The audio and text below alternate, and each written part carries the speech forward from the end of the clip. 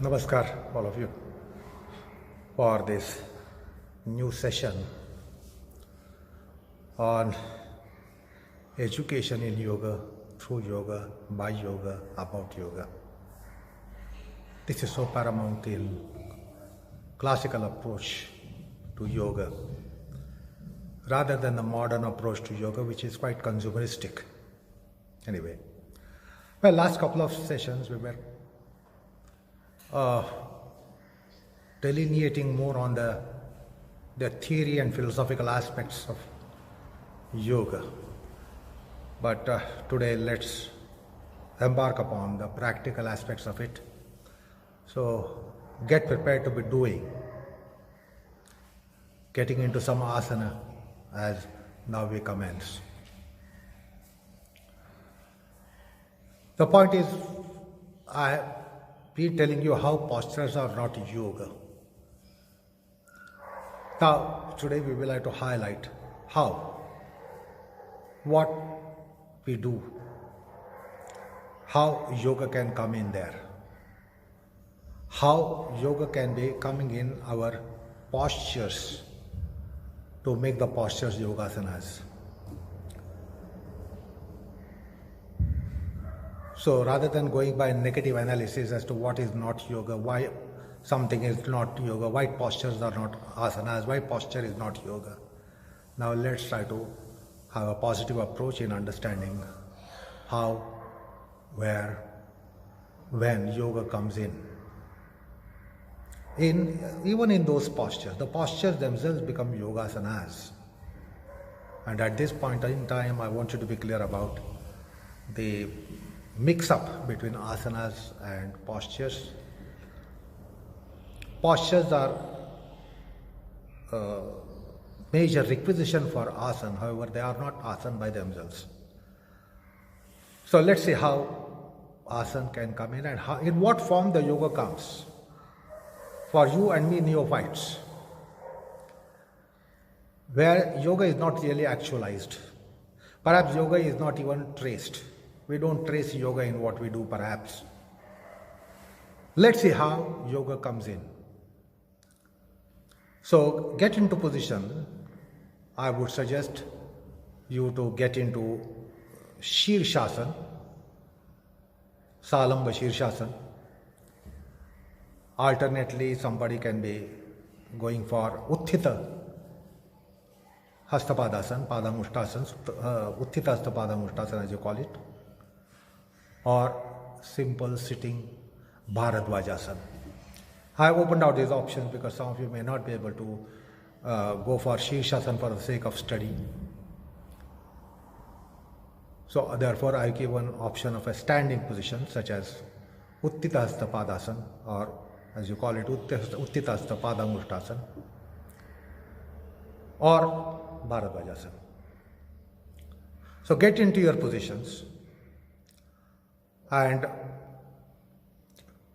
I won't be suggesting change of sides. You will be doing on your own, like in Bharadvajasana and Utthita Hasta. You will be changing on your own. In Shirshasana, you can be staying straight for some while, and then you can be also proceeding to variations on your own. So get into your positions. So, the moment we get into the posture, we become posture aware. We become posture aware, posture conscious. We become posturally active, and we try to get our posture position, proper position.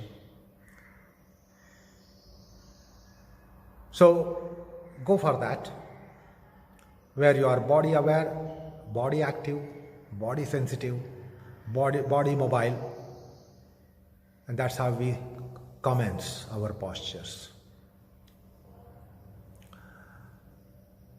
So now I would call this as being in position. You are in a position through a posture or position of a posture.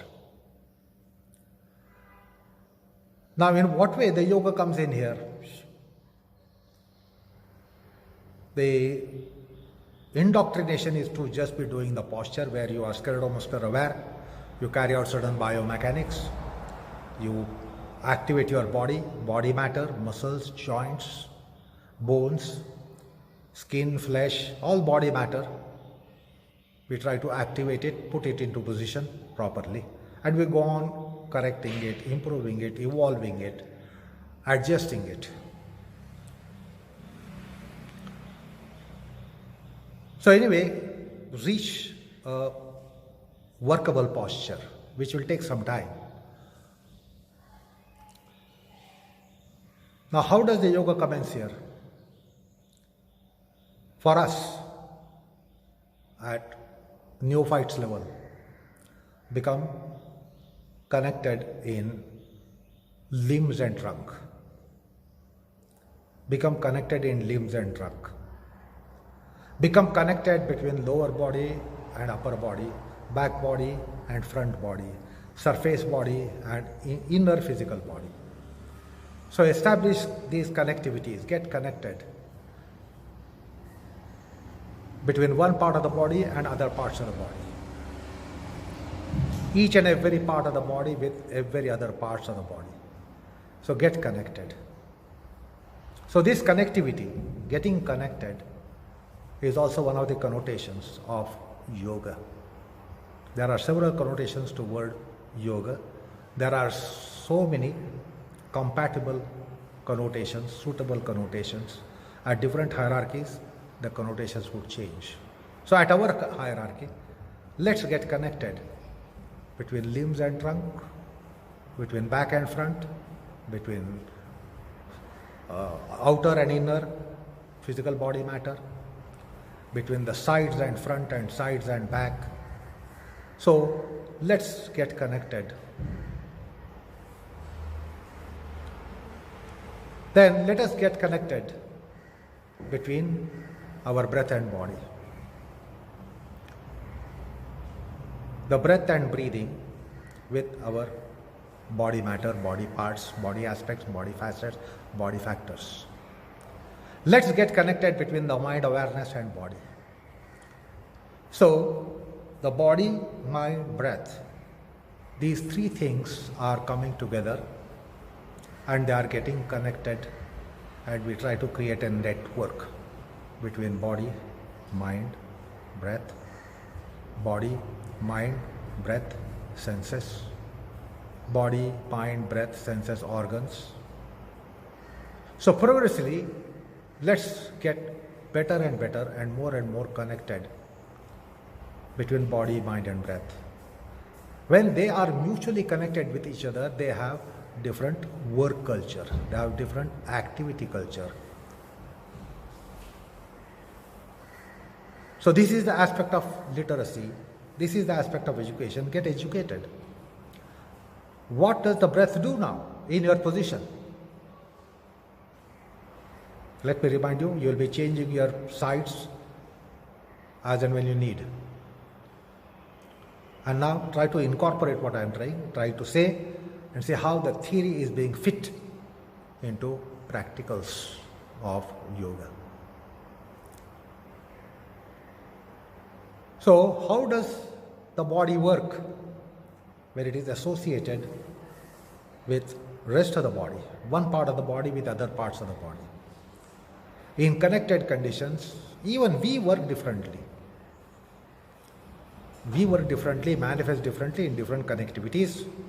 So any part of the body will work differently by connectivity with other parts of the body, association with other parts of the body, related conditions to other parts of the body. So also the breath. Breath will work differently rather than breath just working as a respiratory process. It is more active force within. The breath is internal conative organ, internal cognitive organ, internal sensitive organ, internal perceptive organ. So from motor activity to ideomotor activity, the breath will contribute.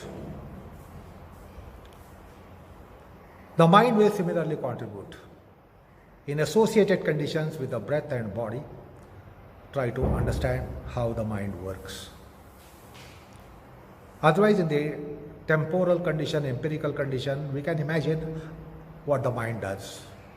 Mind thinks, mind perceives, mind feels, mind senses, mind imagines, mind recalls. So mind does so many functions: perception, cognition, sensation, memory, recollection, imagination. Mind can go to the past and can go to the future. So we can understand how the mind works in a temporal plane, in the empirical world. Now here how the mind works while it is associated with the body. All the body, mind, breath, senses, etc. will become mutually compatible, mutually becoming benefactors and mutually becoming beneficiaries. Now this is the aspect of literacy and education, how each one of them is working as a benefactor, how each one is working as a beneficiary. What are the gives and takes in body, mind and breath? In case of posture, we merely do it. Posture has to be done. But now mark here, there is the interaction. They interact. They become mutually considerate. When you are considerate with a person, you have a kind of thought process, which won't be there if you are inconsiderate about that person. So when body, mind, breath are mutually considerate, how do they work? What do they do? So, this is an aspect of education. We have to get educated in the realm of our own embodiment. So the yoga here comes for us in the form of getting connected, becoming mutually related, becoming mutually activating each other, activators of each other, activated by each other. There are dispensations and receptions. There are gives and takes and not just doings. In posture, there is merely doing. Have you done here? Have you done there? Have you done this? Have you done that? So it's all doing and doing and doing. Whereas in asanas now, you will come across this condition that they are working for each other, mutually for each other. They interact. They have interplay. When they are related to each other now, their relationship is being actualized, is being encouraged. And when that relationship is encouraged, the other day I said, we are quite atrocious. We want all of them to be related to us, but we don't want them to be mutually related, which is an atrocity. Now see how we are going for fraternity. Affiliations are established, and therefore they start working for each other. That is also a connotation of yoga. When they work for each other, when our things are working for our things, that is also a connotation of yoga.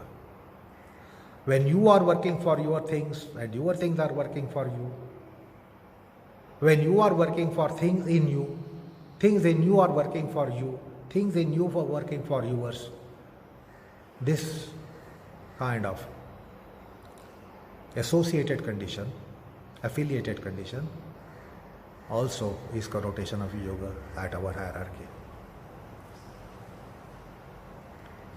I again remind you, you will be going for your own changes, change of sites. Now in asanas, we are not just supposed to be doing. We are supposed to be staying. We are supposed to be maintaining. And I have told you about the whole path. Doing, staying, maintaining, efficacy, access, penetration, freedom, intensity, freedom, getting settled condition. So those are negotiations. So now how these points in requisition list, that you are not just supposed to be doing what you are doing. You are supposed to be staying in what you are doing. You are supposed to be maintaining. You are supposed to develop efficacy, intensity, access, freedom, and then settled condition. So proceed for all these on your own. Now I want you to have a spinal paradigm, back paradigm, as if the back is generator of body activities, precisely associated body activities, associated mind activities, associated breathing activities, breath activities. So the spine should be a porthole. From that porthole, you must have your observations in place. Now decipher the process. Unlike in asanas, which is just doing, correcting, perfecting, accomplishing. Now watch here.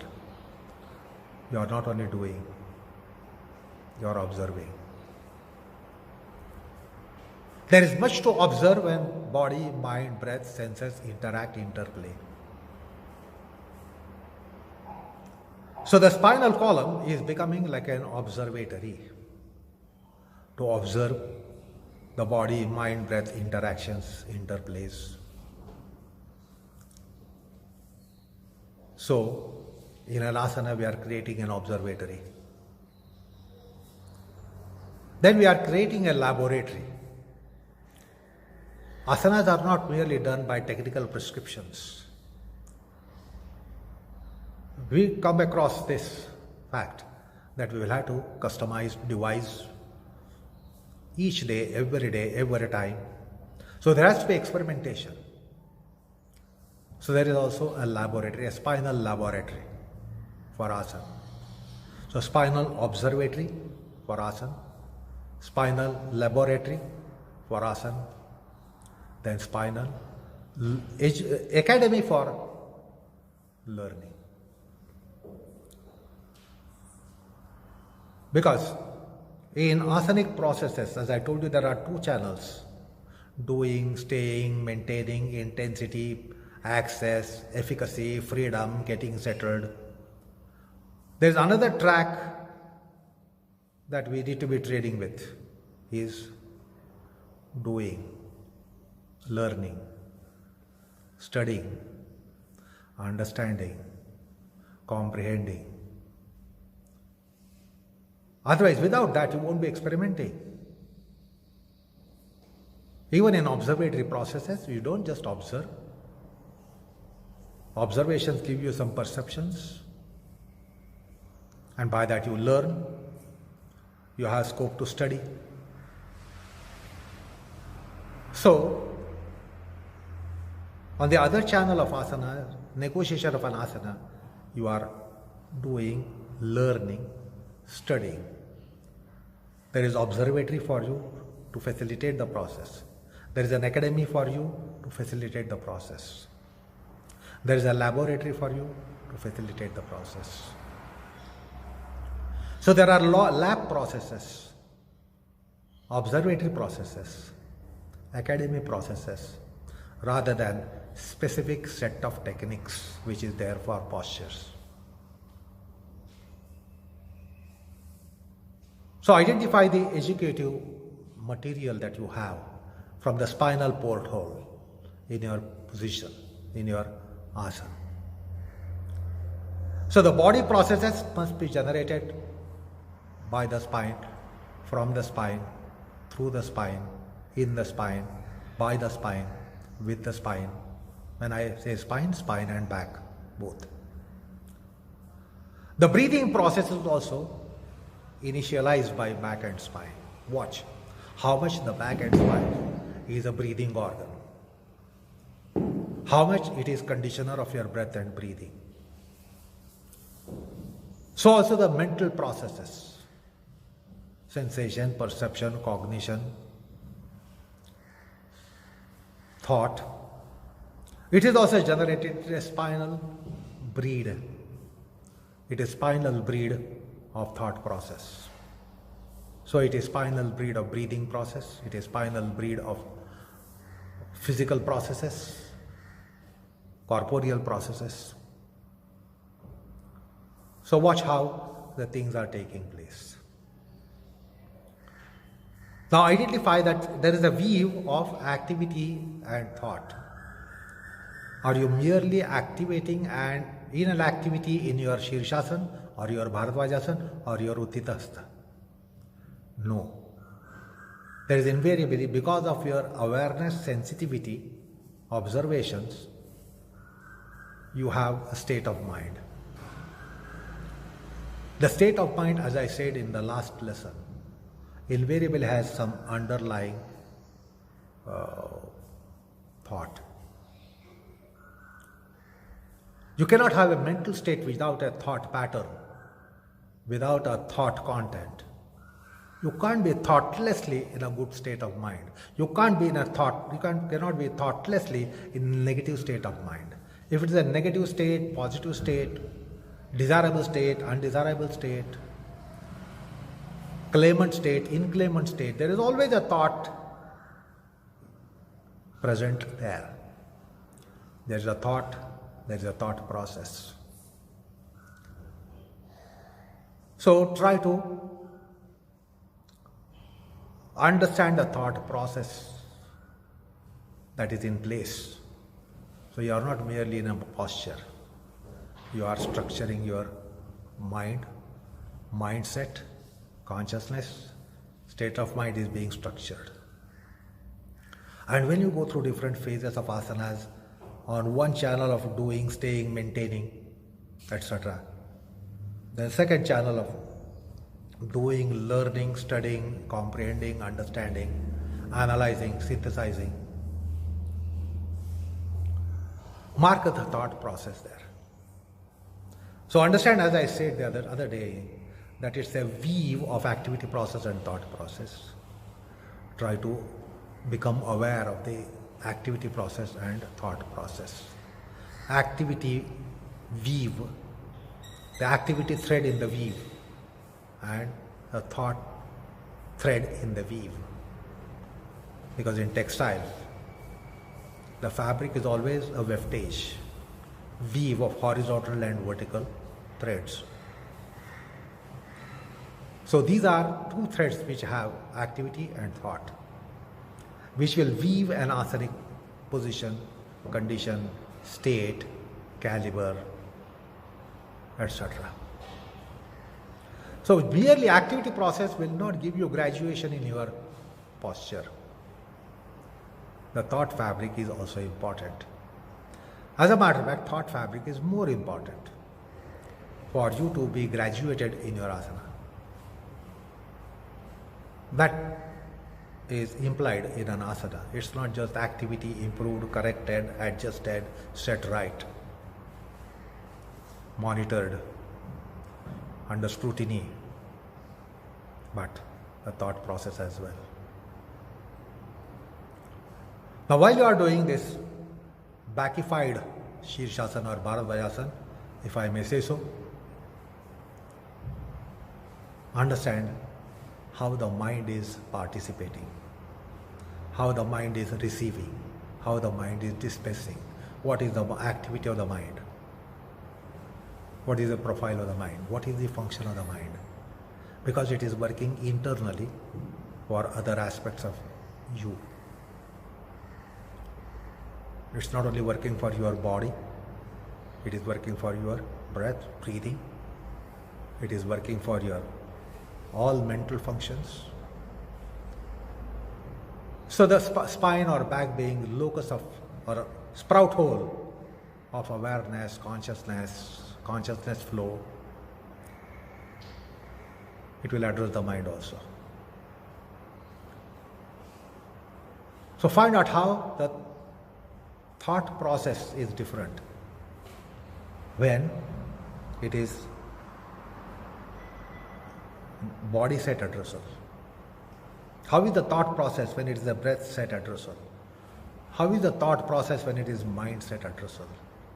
And understand that much, activity also will be changing. So these are nuances of asanas that must be body set addressal, breath set addressal, mind set addressal. So you are supposed to be rendering this. The body set addressal, the breath set addressal and mind set addressal, and understand how the activity changes and how the thought process changes.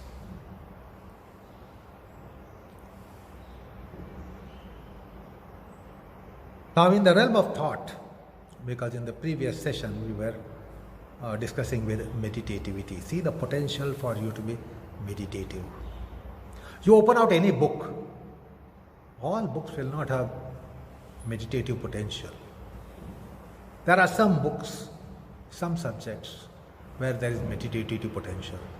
You can't open out a newspaper and try to trace meditative potential in a news item there. However, you can open out a book such as Gospel of Ramakrishna, Life of a Sage, Life of a Saint, a book on Adhyatma, a book on philosophy. You will get a lot of matter for you to be meditative. There will be a meditative potential in that matter. That's why the other day I said the thought should be suitable for you to be meditative. Any thought will not allow you to raise up structure for meditativity. Now find out how much there is potential for meditativity. Because your thought process can end up in pensivity, reflectivity and meditativity. One more interruption here. If you want to change the posture, you can change the posture. If you are done in Shirshasana, you can go to Bharadvajasana, or you can go to Utthitastha, or you can interchange your positions. You can be changing your posture for further explorations. But maintain this spinal paradigm, back paradigm. So find out how you can refine the fabric of your thought, refine the fabric of your activity.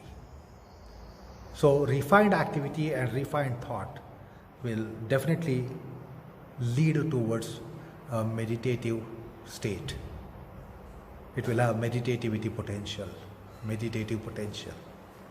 And your asanas give you plethora of it.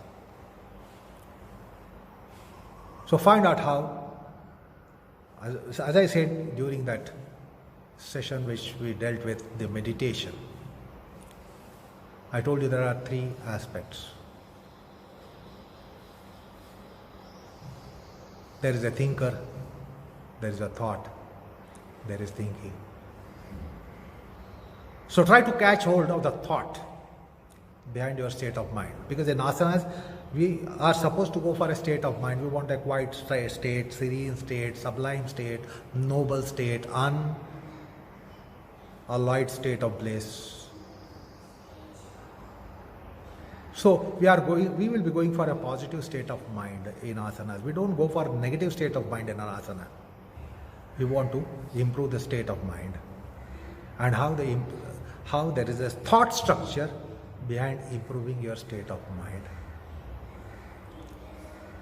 So try to highlight the thought process as you are going for refined states of activity and refined states of thought.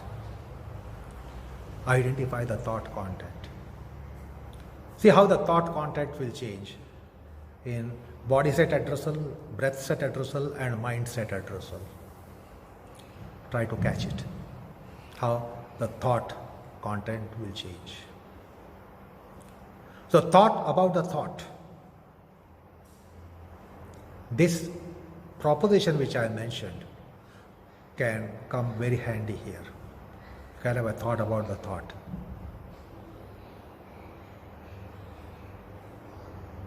Don't just go for state of mind in yoga. That is consumerism. That you want to do yoga and feel quiet, serene, sublime, sedate, pensive, little transcendent, seventh heavenly mind.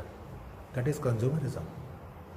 Try to understand the underlying thought and the structure of thought for sublime states. Let us not be consumeristic. Let us see how is the thought structuring for sublimation. What is the raw material of the thought, underlying thought, on which such structure is raised up? So you will have a thought about the thought. The thought will be under scrutiny. The thought will be under assessment.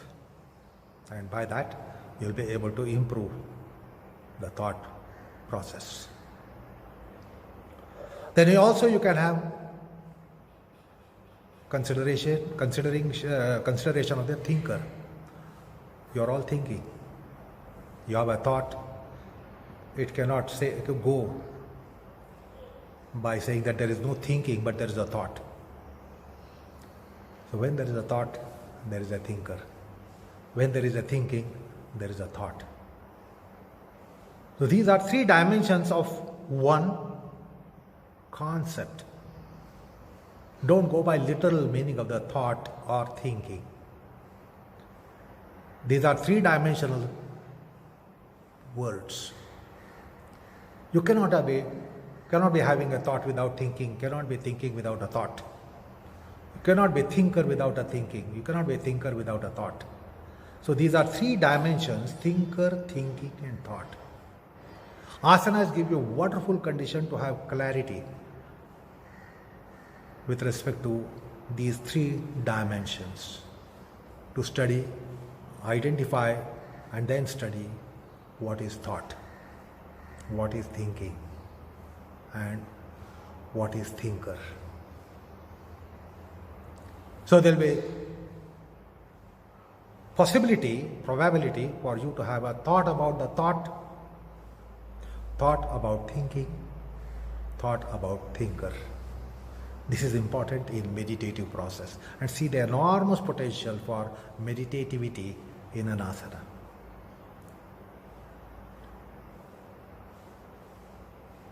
So I told you about meditativity in a session, previous session.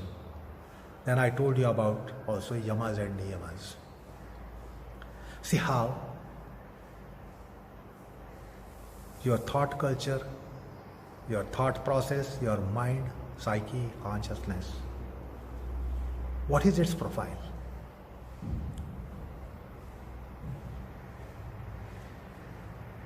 As I said the other day, not committing himsa doesn't mean that you are in ahimsa. Not being in untruth doesn't mean that you are in truth. To be in truth, you must be in truth. To be in ahimsa, you must be in ahimsa. You can't say I am in ahimsa because I am not in himsa. To be in asteya, you must be in asteya. You can't say that I am not in steya, therefore I deduce I am in asteya. I am not in abrahmacharya, therefore I am in brahmacharya. No. These are all not negative states. Now see, no doubt you are not in himsa, you are not committing any himsatmak activity or activity of the nature of himsa, nor there is a thought of the nature of himsa. But that is not all, you are going beyond. You are encouraging the pratipaksha of ahimsa, pratipaksha of himsa. The himsa etc. are manifestations of Shadripus. Ahimsa etc. are manifestation of Shat Sampatti. So what is prominently there in your mind, activity of body, mind, breath, is not absence of himsa, absence of asatya, absence of asteya, absence of abrahmacharya, absence of parigraha, but presence of their antagonizers, Shat Sampatti.